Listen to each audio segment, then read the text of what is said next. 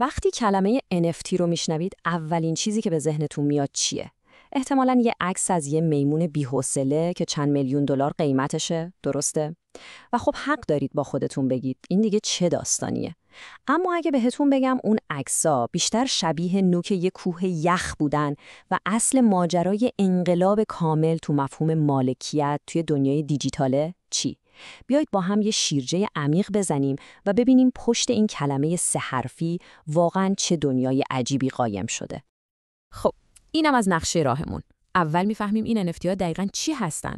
بعد میریم سراغ کاربردهای جوراواجور و هیجان انگیزشون. بعدش میبینیم اینا چه ربطی به نسل بعدی اینترنت یعنی وب 3 دارن. چند تا مثال واقعی از موفقیت‌ها و البته شکست‌ها رو با هم مرور می‌کنیم و آخر سر هم یه نگاهی به ریسک‌ها و چالش‌هاش میندازیم.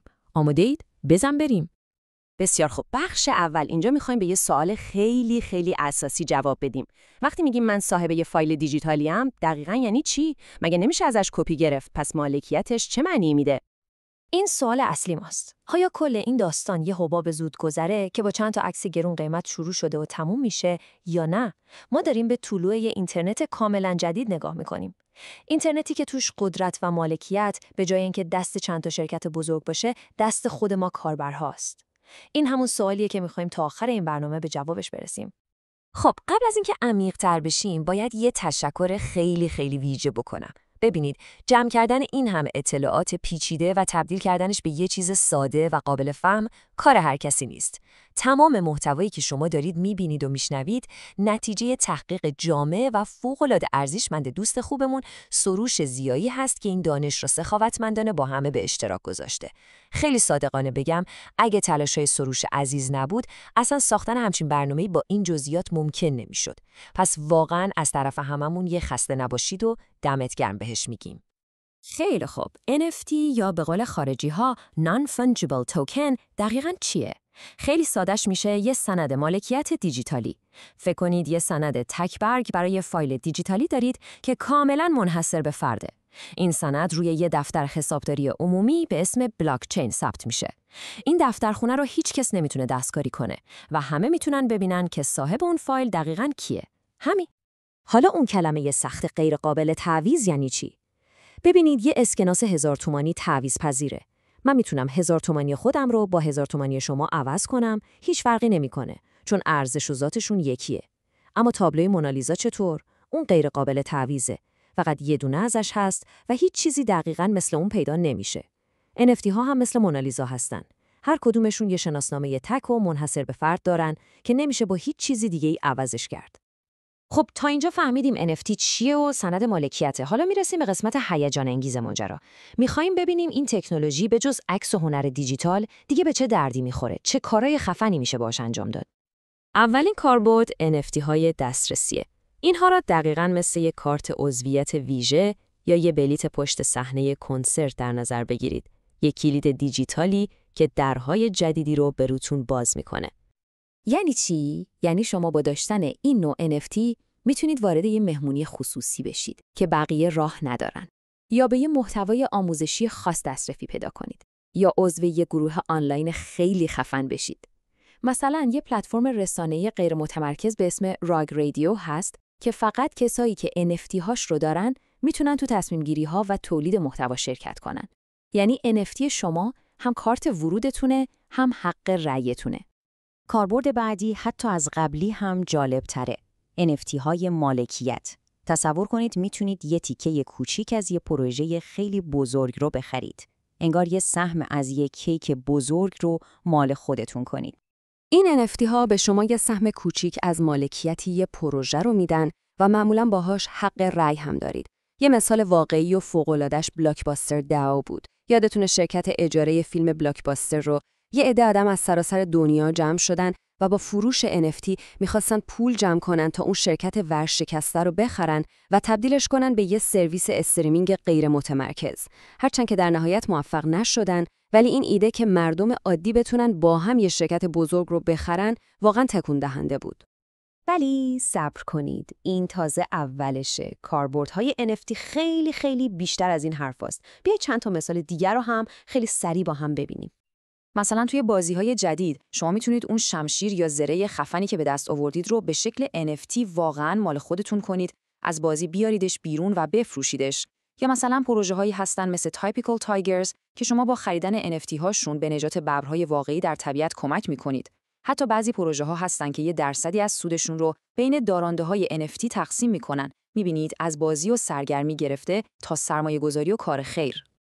بسیار خوب. حالا که با چند تا از کاربردهای NFT آشنا شدیم، وقتشه که یه قدم بریم عقب‌تر و تصویر بزرگتر رو ببینیم. این NFT ها چه نقشی توی آینده اینترنت یا همون چیزی که بهش میگن وب 3 دارن بازی میکنن؟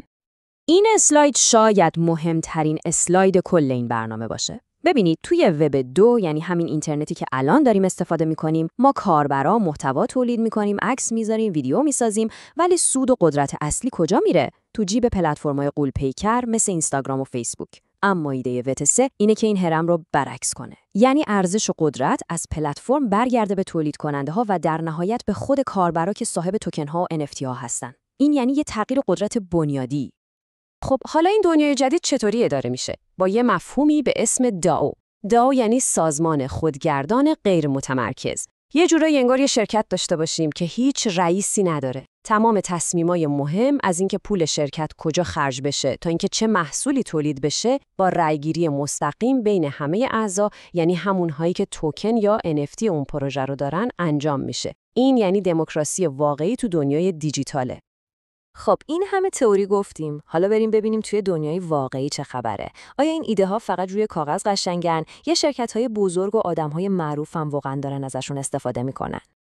فقط به این جمله دقت کنید. این جمله فوق‌العاده ما رو میرسونه به یکی از خلاقانه‌ترین و عجیب‌ترین استفاده‌هایی که تا حالا از NFT شده. این همون داستان گروه موسیقی افسانه‌ای ووتنگ کلنه. اونها یه آلبوم خاص داشتن که به خاطر مسائل حقوقی تا 88 سال حق پخشش رو نداشتن. اومدن چیکار کردن؟ این آلبوم رو به شکل NFT درآوردن و گفتن طرفدارها هر چقدر بابتش پول بدن به همون نسبت زمان انتشارش میاد جلوتر. فوق‌العاده نیست؟ البته همه چیز هم موفقیت‌آمیز نبوده. مثلا برند لوکس دولچه و گاوانا به خاطر اینکه به وعده‌هایی که همراه NFT هاشون داده بودن عمل نکردن، ازشون شکایت شد. یا حتی استارباکس که یه برنامه وفاداری خیلی بزرگ با NFT را انداخت، ولی به خاطر مشکلات فنی و استقبال کم مجبور شد جمعش کنه. پس می‌بینیم که این راه هنوز پر از آزمون و خطاست. و حالا میرسیم به بخش آخر که خیلی هم مهمه.